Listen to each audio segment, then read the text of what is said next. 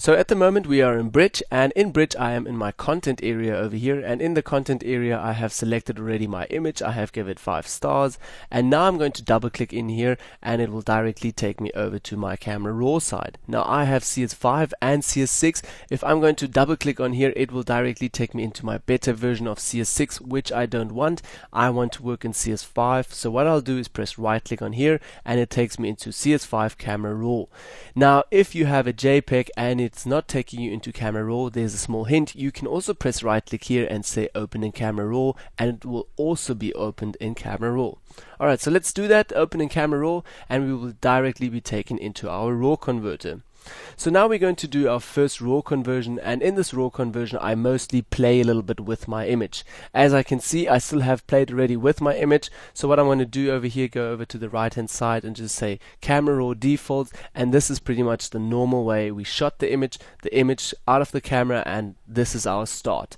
Okay, so from our start what I mostly do is in my basic palettes, firstly, I actually adjust my temperature a little bit. I mostly like to have my studio work at 4500 Kelvin, which is a little bit bluer, not too warm. It always depends on what image I'm working on. Mostly for some beauty stuff, I'm working on 4500 Kelvin, and that's fine for me.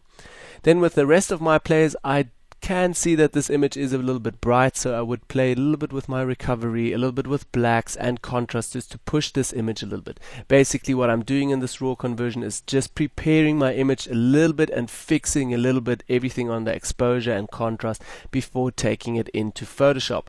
And also I sharpen my image a lot in here. So let's do that for the moment. I'm going to go over to my sharpen area here at the top, and then what I mostly do is sharpen my images around 50 to 60% over here.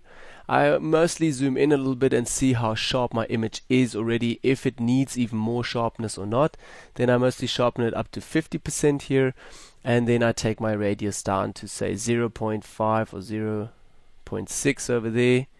0.5, that's good to me, and then I already can see, okay, what's happened to my image. And if it's not too noisy, then you can also reduce, or if it's very noisy, you can reduce your noise a little bit down here. What I mostly do then, go back to my basic exposure, just want to press Command 0 here and get into my normal mode again. Alright, so we're in full screen mode over here. You can also adjust your full screen mode.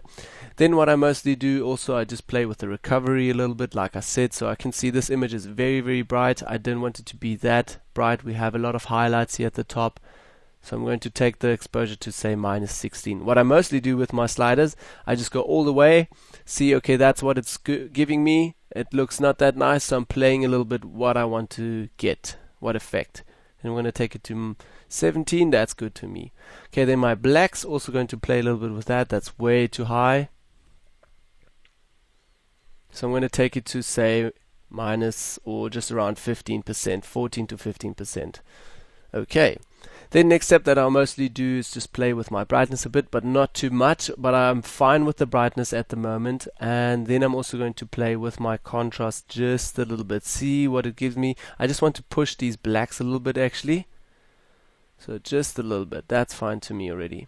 Okay, and that's almost everything I'm going to do. If it's too saturated, I've sometimes desaturated a little bit down here and then take it into Photoshop as a smart object. So as you guys can see at the moment, down here on my computer it says open object. So this means it directly takes it into Photoshop as a smart object. So how to do that? You should go down here to Adobe RGB or down here to this reading and double click on here, or just click, and it will directly take you in the workflow options. So in my workflow options, I mostly work with Adobe RGB, and my depth is set to 8 bits. This is because of the video tutorial, otherwise I'll set it to 16 bits. Then my size, I mostly keep it to whatever standard it is. My resolution to 300 pixels, always sharpen for none. And now the most important part, you have to tick off this box saying open in Photoshop as a smart object. So tick this box and it will always be opened as a smart object. Say OK and your settings have been saved.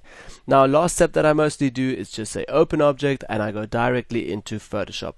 I do not work too much with these tools here at the top or with all these other adjustments here. I usually tweak my image just a little bit with my curves over here, maybe in highlights a little bit or in darkness.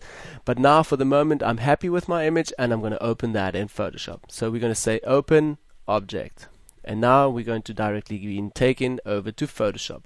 So now we're in Photoshop and our image is still very small over here and we still have bridge in the background. So what I do is press on my image and press F. So now we are all set and we have it at full screen mode and we have our first layer over here.